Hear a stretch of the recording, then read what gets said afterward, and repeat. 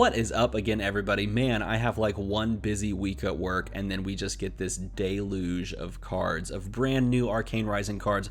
A lot of them are wizard cards, so let's go ahead and take a leisurely stroll through all of these wizard cards and see what we think about the class as it is shaping up so far. So before we look at the commons and rares, we're going to jump into talking and reminding ourselves about Kano and its ability, and Crucible of Aetherwave, the weapon for the wizard that was spoiled literally like right after I posted that reveal video. So I should have waited for like just a hot minute because whoops, it was spoiled right after.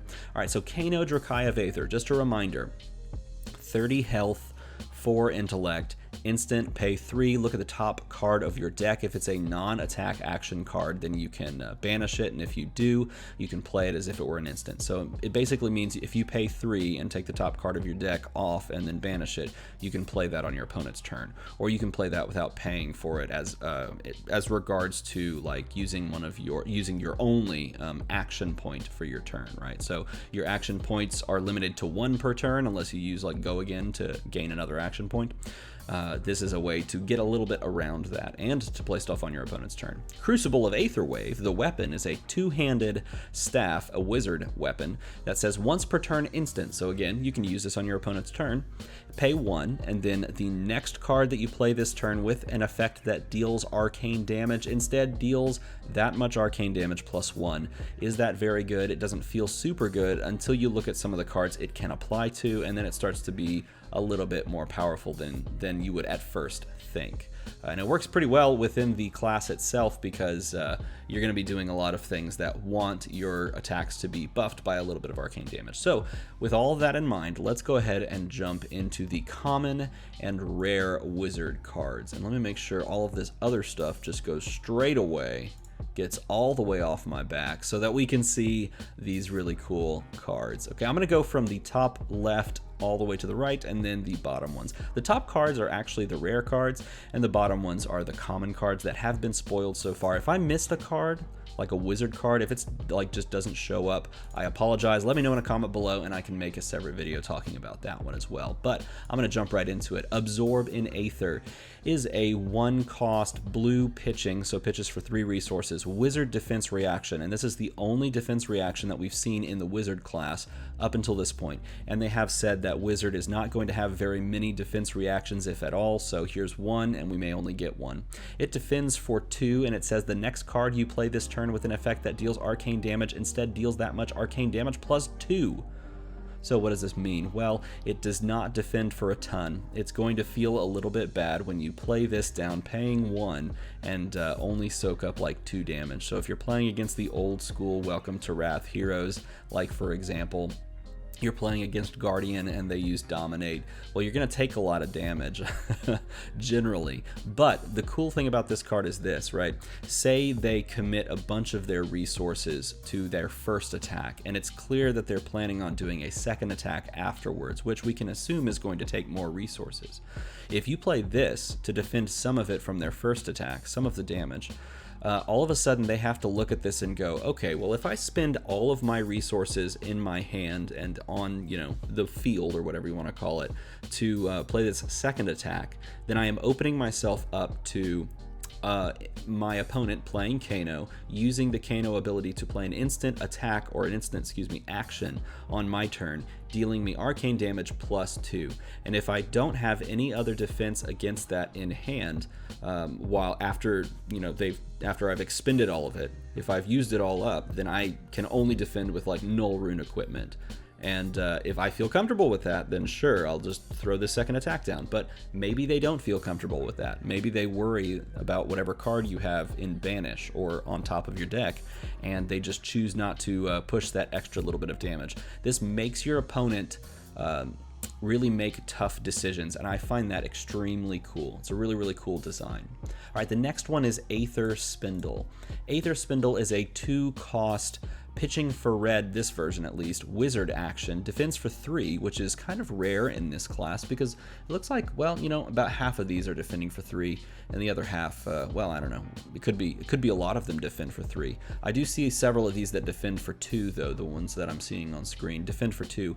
I think that may be a trend in the wizard class. Cards defending for slightly less because you're trying to do more tricky things. Very thematic if they're going for that. Nevertheless, this card is one of my favorites that they have spoiled up until this point.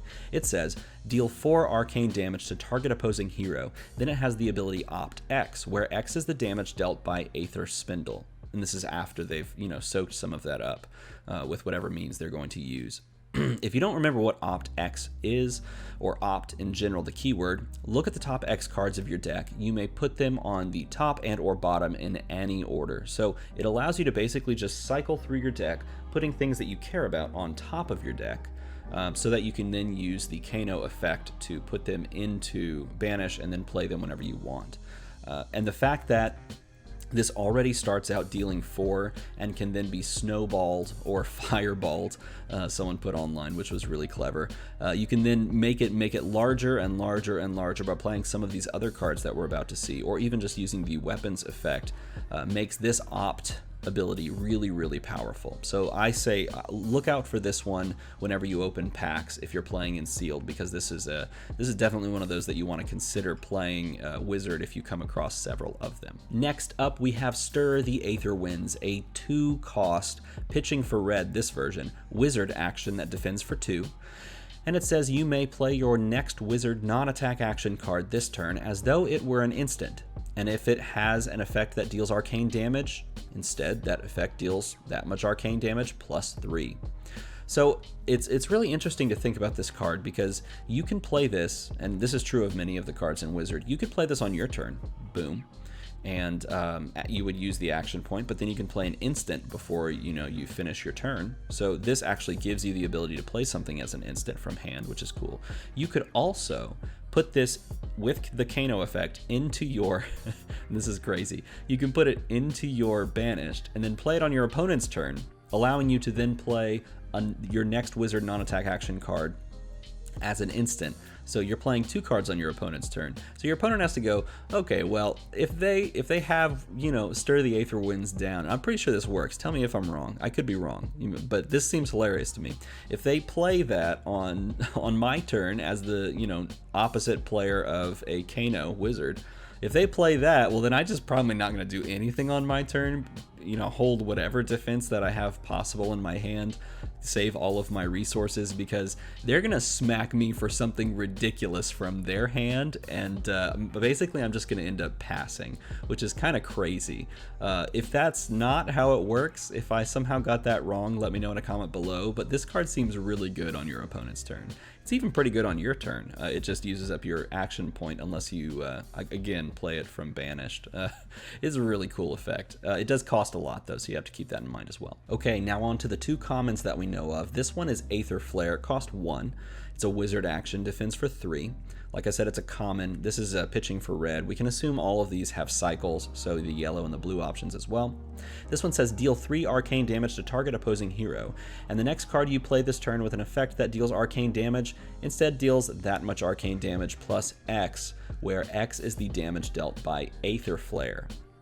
So I can just envision, and this is a cheap action, I can just envision that you're playing a potion the turn before this, right? That will give you an action point, like a Time Snap potion. I think Time Snap gives you an action point. I'm doing this off the top of my head, so forgive me if I say something incorrectly. But you play, I don't know, like Stir the Aether Winds. Then you play Aether Flare, and then you play Aether Spindle using one of them as an instant, right? So that you use 2 action points for 3 cards. This card is such a good enabler. Aether Flare is such a good enabler for Aether Spindle that it's disgusting. You play Aether Flare into Aether Spindle. If Aether Flare hit for anything, all of a sudden Aether Spindle's hitting for more. You can buff that with the weapon, and then you're opting for even more. You can do this Aether Flare stuff with several of the other cards, including several of the super rares and mythics. And the fact that that exists and that this is a common means this is probably an auto include 9 of in wizard decks, just because it's going to enable so much. As long as it can connect for something, it's going to snowball. So it means your opponent's probably using resources to prevent this from connecting, and the fact that you're paying 1 and they're paying 3 resources to prevent any damage whatsoever from connecting means you're ahead on like tempo in a lot of different ways. So this card is insanely good in my mind. Now I could be wrong, but you know, because I haven't played with any of these, but the way I think about it, the way I'm thinking about it, this card just looks bonkers. And the final common that we're going to take a look at is Reverberate. This is a 1 cost as well. This one pitches for red, it defends for 3, it's a wizard action. It says deal 3 arcane damage to target opposing hero. That sounds familiar. If Reverberate deals damage, you may banish a wizard non-attack action card from your hand with 1 cost less than or equal to the damage dealt by Reverberate. So if you deal 3 with this, then you can banish a 2 or a 1. If you deal 2 with this, then you can banish a 1 or a 0. If you deal 1 with this, then you can banish a 0, right? And if you do, you may play it this turn as if it though it were an instant. Oh my gosh, as though it were an instant. Mouth just shut down. Sorry about that. So is this card good? Yes, I think it's pretty cool. Is it as good as some of the other cards that we saw? No, probably not, just because it's a little less consistent. You have to have something in your hand in order to use the second portion of the effect. You have to hit with this a little stronger so that you can banish it. But the fact that it kind of like for free, as long as it connects for something, can do the Kano effect means it does seem very, very strong. Now, as it is it as good as the Aether Flare? I'm not sure. That's why I think playing these cards, I think will immediately tell you the difference between this and Aether Flare, if they're both auto-includes in wizard decks, or if one is better than the other. Nevertheless, this is also one to keep your eye on. Out of all of these cards that we've talked about so far, all of them are cards to keep your eye on. Go figure, right? Isn't that kind of weird? I guess you should technically keep your eye on the entire class. All right, so those are the common and rare cards from the upcoming Arcane Rising Wizard class. What do you think about the common and rare cards? Are you a fan of these cards? Do you like the way that they're going with it, being very snowball and very tricky, where you can play stuff on your opponent's class? Do you think this is going to work? Do you think that you could make all of these things happen with the resources at your disposal, or is it going to take a lot of like extra resources to do all of these tricky things? Let me know in a comment below. Again, if I missed any cards or if I said anything wrong, please let me know so that everybody can read the comments and check it out and make sure they understand how the game works. If you would like to support this channel and see more Flesh and Blood content, consider joining the Discord down in the description, leaving me a comment, liking things, hitting the little subscribe button. People tell you to do that, so I guess I'll tell you too. And then the biggest thing, if you would like to support this channel, is hop over to Patreon and give me $1 every month. That would be really sweet, because then I could like upgrade some of my equipment and stuff. As always, everybody, thanks for watching.